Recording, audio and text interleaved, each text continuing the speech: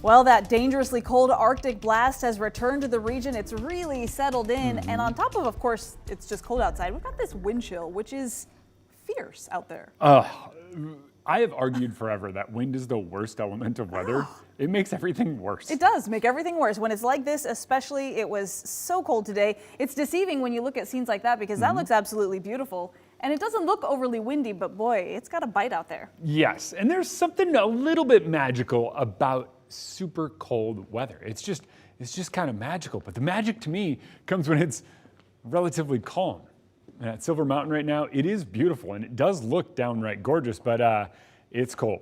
It's exceptionally cold. Parts of North Idaho, especially up high in elevation, your wind chills tomorrow morning, 25 degrees below zero pretty easily. You get into western Montana, 30 degrees below zero for your feels like temperatures. Here, thankfully, it's kind of a 10 to 20 degrees below zero for our feels like temperatures. Right now, we're in the teens in much of eastern Washington, 10 and 11 in Sandpoint and Coeur d'Alene, respectively, up near 20 out in Moses Lake. You factor in the wind, it feels like we're below zero or close to it across much of the inland northwest. You do feel kind of like you're in the double digits over in Wenatchee, Ellensburg, and Yakima, in the teens across much of the Palouse, so it does feel a bit warmer if you get out of some of that wind. But as we discussed a bit earlier, that wind plays a big role in just about everything. It's blowing in a much colder air mass, and that cold air mass sticks around through Friday, and it gives us blowing and drifting snow. But as we head into the weekend, temperatures start to rebound. It's noticeably warmer this weekend, and here's the reason why.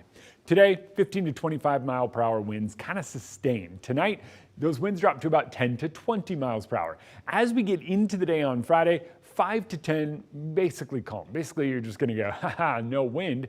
By Saturday, wind returns ever so slightly. Overall, it's pretty calm considering where we've been, and it's southerly, which is much, much warmer than where we've been the past couple of days. So you're going to notice that difference as we get into Saturday afternoon. All in all, not too terribly bad. When it comes to those future temperatures, how about this? Tomorrow morning, we wake up feeling like we're 15 to 25 degrees below zero in northeast Washington and much of North Idaho. It is going to be downright cold, and it is going to feel very cold. But watch how quickly this rebounds. That's 3 a.m. By the time you head out the door, it feels like it's about 10 below. By the afternoon, it feels like it's more than 20 degrees above zero. That quick turnaround is all thanks to the wind, and as we head into the weekend, that southerly flow bumps our temperatures back up to about 35 degrees on Saturday, 36 on Sunday with the chance of snow moving in. How much? It's a tough one, but right now it kind of looks like we're in that 1 to 2 inch range maybe.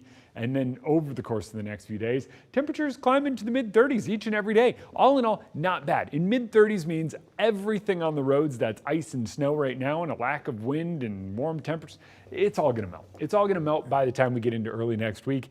And then it's gonna be all about that melt freeze cycle as we head through next week. And that's gonna really be about all we have to worry about. Okay, not so bad. I'm looking forward to that Saturday with all that sunshine. Sounds pretty great.